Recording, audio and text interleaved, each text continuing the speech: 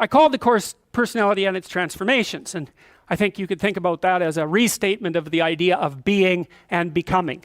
And that's what you are. You're, for whatever that means, you're an entity that both is and is transforming. And there's a rule that goes along with that, by the way, which is don't sacrifice who you could be for who you are. Which means if you have to choose to transform in a positive direction or maintain your current position, then it's better to transform in a positive direction. So you might even think of that as the core of your being. That's a Piagetian idea. It's a Jungian idea as well. Who are you? You're the thing that transforms who you are. Now you're also who you are, but on top of that, you're the thing that transforms who you are. And I do think that that's not an arbitrary statement. You know, one of the things that modern universities do dreadfully now is convince their students that value structures are relative, and that's a big mistake. There's a lot of things wrong with that idea, and one of the things that's wrong with that idea is that doesn't include what I just mentioned, which is that's a good moral rule, is you are the thing that is and you're the thing that becomes, and you should put the thing that becomes at a higher place than the thing that is. That means you also have to allow yourself to shake off those things about you that you might be pathologically attached to, habits and people for that matter, ways of thinking, all of those things. You have to allow yourself to shake those off, and that's more like a burning. That's why the phoenix is the symbol that it is, right? It's old and it deteriorates, it bursts into flame, and then it's reborn. It's like, well, do you want to be reborn? It's like, well, that's not the question. The question is, do you want to burst into flame? And the answer to that generally is no, but that's the wrong answer. The right answer is you let all that nonsense burn away. And you know, and you might say, well, I don't know what I should leave behind. And the answer to that is that's a lie. You know some of the things that you should leave behind. All you have to do is ask yourself. You'll come up with a list instantly of 100 stupid things that you're doing that you know you could stop doing. Some of them maybe you don't know you could stop doing. It's like, well, fine, leave those alone for now. But there's a bunch of things you perfectly know well that you could stop doing that would improve your life. And so do that, see what happens. That's a good idea. All right. So it's personality and its transformations, because partly I wanted to talk to you about what you are as a human being and also as an individual, but also what you could become. And that's actually a crucial question in the domains of clinical psychology in particular, because a lot of what you're doing with people as a clinician is trying to figure out who they could become. That's right. You have a problem, your life isn't what it could be. It's like, fine, let's see what it could be like if we changed it. We'll figure out how to change it. That's got to be a negotiated dialogue, right? Because like, I don't know what the hell you should do with your life. I can help you figure it out, maybe. We can talk about it, but you are the person who has to decide if the things that you're aiming for, you know, get you out of bed in the morning, because that's at least one of the crucial issues. So you got to specify the goal. And then you got to specify the transformation processes and start practicing them. And you have to understand that you're going to be bad at it, but it doesn't matter, because bad's fine. Persistent is what you need to be. If you persist, with tiny improvements, if you persist, you win. So, okay, so in a broader context, you can think about this as a more fundamental ontological question. So one question is how you should act in the world. The other question is, well, what is the world? And that's a complicated problem. This is a scientific answer to that question, and that is that the world is a collection of objective phenomena. And that's a very powerful perspective.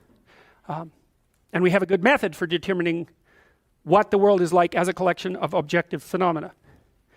And that's made us very technologically powerful. And so more power to us and all that, but leaves a question unanswered. And the question is, well, the world isn't just a place of objective phenomena, because it's not a panoply of inert matter. It has living, conscious creatures in it.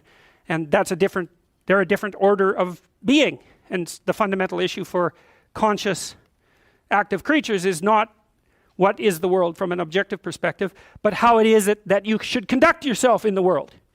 And there's a kind of unbridgeable gap between those two domains of inquiry. And I think the reason for that is that the scientific method removes value from its descriptions. That's actually what it does. And so once you're left with value-free descriptions, it's very difficult to extract out a value proposition from them, because you've That's the scientific method, removes the value propositions. You're supposed to be left with only that which is objective, right? And the value propositions are in the domain of the subjective. So I think the idea that you can derive what you should be or do from a collection of facts is flawed, A, because the collecting the facts themselves gets rid of the value structure, but B, there's an infinite number of facts, and so how are you going to pick which ones should guide you? You can't. You can't. You have to do something else. The facts do not tell you what to do with the facts. You need something else to help you figure that out. Well, it's come to me over the years that that's what the narrative cognitive framework does. It's the framework that we use to specify how we should act in the world. And so you could divide the world into the world as it is and the world as perhaps it should be. That gives you some direction, and you need that, and we know this technically, right? You need direction. The reason for that is it's direction that produces primary positive emotion. And so if you need positive emotion to move through life, which you do, because you can't even move without positive emotion, and also positive emotion is a good bulwark against terror and pain. If you need those things, then you need direction, you need a goal, you need a value structure. So that doesn't seem particularly disputable to me. You could still say, well, what value structure? It's like, okay, fine, that's a good question. But I've thought a lot about that too. So if we're going to adopt a value structure, there's a couple of rules that go along with it. And this is why the bloody postmodernists are wrong, as far as I can tell, is A, it can't just be my value structure, because I'm stuck with you. And we're both stuck with all these other people. And so if I'm going to lay out a value structure, which is a way of interpreting the world, let's say, and there's an infinite number of potential ways of interpreting the world, it's like, yeah, fine, no problem, except that I have to interpret the world in a way that I can use while I'm dealing with you, and while the two of us are dealing with everyone else, and while all of you are dealing with everyone else. And so that's the Piagetian game proposition. If you want to be a popular kid on the playground, you better play games that other people want to play. That's a brilliant, brilliant, brilliant observation. And I told you that Piaget was trying to heal the rift between science and religion, and that's one of the things that he did that he thought helped do that. The question is, well, where do moral judgments come from? Well, they emerge as a consequence of consensus, and it's a bounded domain. If we're going to occupy the same space for any length of time, and those are two critical propositions, the same space and a long time, then we have to figure out how to play an iterative game that doesn't spiral downward, hopefully that might even improve, that we both don't object to, because otherwise it's not going to work, right? You'll walk away and play another game, or the game will disintegrate catastrophically. So there's massive social constraint on what constitutes an appropriate frame of reference. So much for the relativist argument. And then there's another issue that's equally relevant, and it's associated with the idea of objective reality to some degree. But that's not exactly correct, because it's not exactly objective reality. Let's say that you and I decide to occupy the same place for some substantial amount of time, and we figured out how to solve the problem of being together. But you and I still have to figure out how to solve the problem of being together in a manner that doesn't make the world object too much. And it isn't just other people, although that's a huge part of the world. You want them to not object. You may even want them to support you. That would even be better. But you also have to deal with the tendency of matter to object. Because so your mode of being in the world, your interpretive framework, as a description of how you should act, is actually the laying out of a strategy that will produce the ends that it predicts, which are the things that you want. So this is the pragmatist perspective. This was worked out by William James and his people back in the late 1800s in New England, the only genuine brand of American philosophy. And what the pragmatist said is, how do you decide if something's true? The answer is, how the hell can you? You don't know anything. Well, that's true, but that isn't helpful, because there you're stuck with the problem of how to be in the world. Well, so what you do is you lay out a mode of interpretation that has an endpoint. And then you run the mode of interpretation, embodied, right, because you act it out. And if it doesn't produce the outcome, then it's not, well, let's say, true. The claims within it they're not true by the definition of the game itself. So you might say, well, you're a kid on a playground. You want to play a game. One of the implicit demands is that the game is fun. If it's not fun, it's not worth playing. So you play it for a while, and then you see, well, was that fun? If the answer is yes, then you keep playing the game. You say, well, that game it's good enough, it's accurate enough, it's true enough. And so you lay out interpretations in the world, and they're subject to massive constraints. Other people have to go along with them and cooperate with you, because if they don't, then look the hell out, like it's a major, serious, non-trivial constraint. And then the other thing is, well, social proof isn't good enough. It also has to work in the world outside of the social world. So if you have an illness and you have some hypothesis about how to construe it, you might say, well, is my understanding of the illness correct? Well, it implies that I take these actions. Well, how do you know if it's correct? Well, you take the actions, and if the illness gets worse, then by the definitions that are implicit in the framework of reference that you're using, you've made an error. And so there's no relativism in that. You could still say, well, there's a lot of potential solutions to any potential set of problems. It's like, yeah, there's lots of different ways to play chess on a single board. Right, but that doesn't mean that any old solution is as good as any other solution. It doesn't mean that at all. So, okay, so then we're looking at things two ways. We're trying to figure out, well, how does the world present itself, and then how is it that you should act in it? And so, well, there's other constraints on the mechanisms of interpretation that you place in the world. So we could say, well, you're constrained in your interpretations by the constraints that other people place on you. But there's internal constraints as well. We talked about those mostly from a biological perspective, because you could also regard yourself in some sense as a loose internal society. And that's sort of a psychoanalytic dictum, right? You're a collection of sub-personalities, or you could say you're a collection of sub-routines. I don't care how you formulate it, but you're a unity, but you're a unity that brings together a plurality of subcomponents. And part of the constraints on how it is that you lay out your interpretation of the world is that you have to satisfy those internal subsystems, right? So you're the ego, but it's more like you're the captain of a ship full of people who are rowing. You got to keep the people rowing. You're not tyrant. You're not omnipotent tyrant of your own destiny. You're constrained by the nature of your own being. And so you have to provide yourself with food, and you have to provide yourself with shelter, and you have to provide yourself with water, and all of these things. And those are demands that are laid on you by the nature of your internal processes. And of course, how they lay themselves out as demands and what the appropriate solutions to that is, to those problems are, is debatable infinitely. But you can see the constraints stack up. You have to satisfy your internal constraints. So they have to be brought into a unity. That seems to happen, at least in part, between the ages of 2 and something like between the ages of birth and 4 years old, maybe even 2 years old. You bring yourself together into something that's sort of functioning as a unity. Then you have to turn that unity into a unity that can function in the social world with increasing breadth.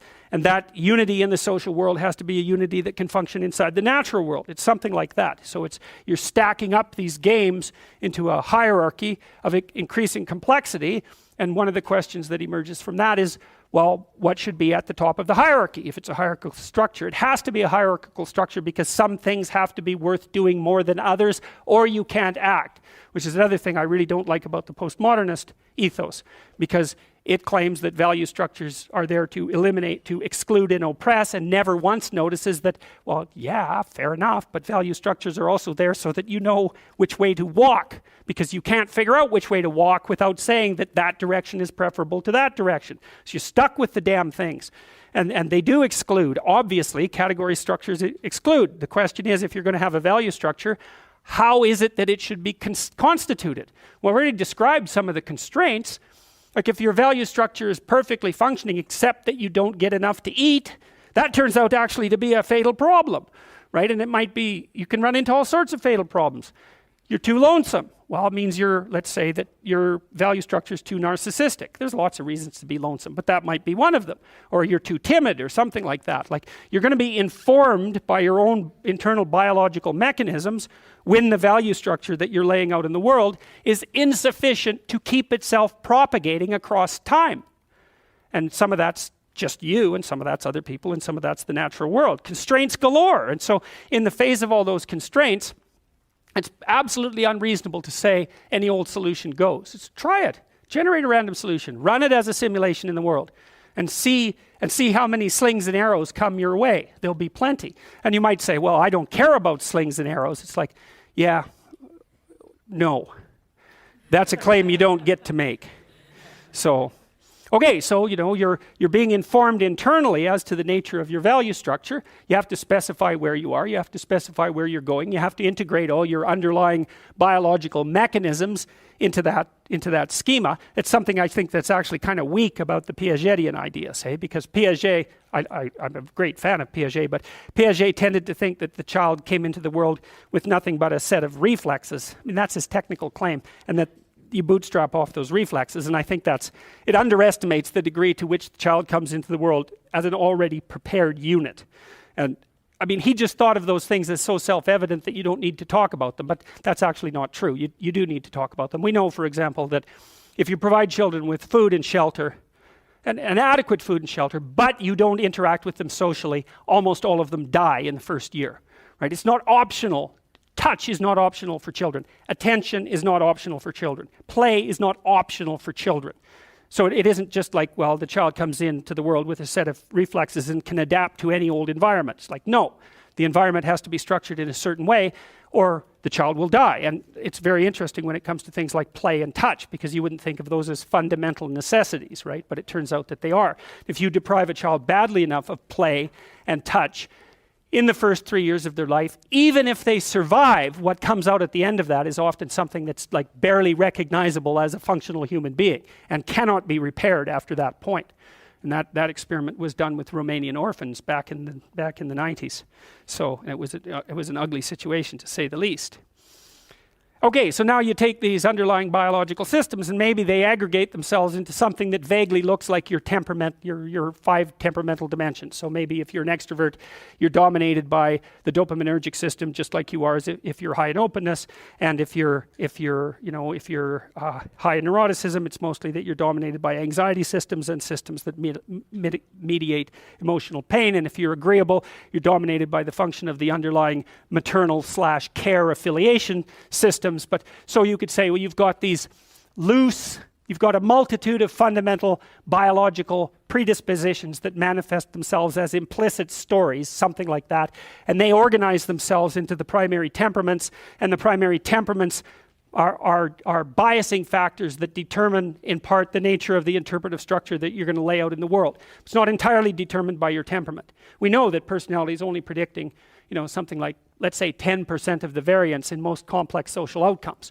And the other elements are, well, temperamental as you might be, you still have to get along with other people and the world. So you come in with these internal biases, but they still have to be modified extensively by your social and your natural surround. Okay, and then you develop your routines from the bottom up, as Piaget pointed out, and sometimes from the top down, because now and then you can think yourself into a radical transformation. But mostly what you're doing is building the micro units of your interpretive schemas and your behaviors and aggregating them into higher order structures that you can then tag with higher order abstractions. And we talked about that. You can't tell a 3-year-old to clean up his room. And the reason for that is those are empty boxes as far as the kid's concerned. Clean? He might have room, he might have that. Clean, he doesn't have. He might have pick up the teddy bear and put it in that space, right? So that's one of these little micro routines. And maybe you say, you put 20 of those micro routines together and now you can say, clean up your room. And basically what you're saying is, implement the 10 micro routines that you've learned. And so a well-functioning personality has all the micro routines in place. That's actually something that you help people with if you're a behavioral therapist, because one of the things you assume if you're a behavioral therapist is that sometimes the reason people aren't doing things is because they don't know how. Sometimes maybe the person's depressed but potentially high functioning. They got all the damn micro routines. They're well socialized. They're just dormant. You got to get them awake again and implementing them. But sometimes you get someone in your practice, say, who's just been neglected like you cannot believe, right? The parents never paid any attention to them, or maybe just punished them every time they did something good. That's really fun. And then, they didn't make friends, and so they're really, really vague and poorly articulated. And so then what you do is you work at the bottom of the micro routines and get them to practice building up all these little attributes that they didn't build up. And one of the things you can think about in terms of character development is, so now maybe you understand something about your own personality. You might say, well, what could you do to improve your personality? And the answer is, develop some of the micro routines on the other side of the personality distribution. So if you're disagreeable as hell, maybe you could start learning how to do nice things for people. And that actually works, by the way. So if you take disagreeable people who are depressed and you get them doing nice things for other people, their depression tends to lift. But then by the same token, if you're agreeable, then you should practice doing some things for yourself and being more tough-minded in your negotiations. And so you can sort of place yourself on the personality trait distribution. You know, you're extroverted. It's like, okay, man, learn to spend some time with yourself, right? You're low in openness. Well, try reading a book that's outside of your, you know, your sphere of interest now and then. If you're conscientious, well, you should probably learn how to relax occasionally, and so forth. So you can, I think partly what you're doing as you're developing your personality is not moving the mean much, the average, where, you know, where you're located, but you're extending the standard deviation so that you're a bigger bag of tricks than you were before. And I think you can practice that consciously. It's like you're hyper orderly. It's, well, get a dog, you know. Dogs are messy, horrible things, you know. It's just what you need if you're hyper orderly.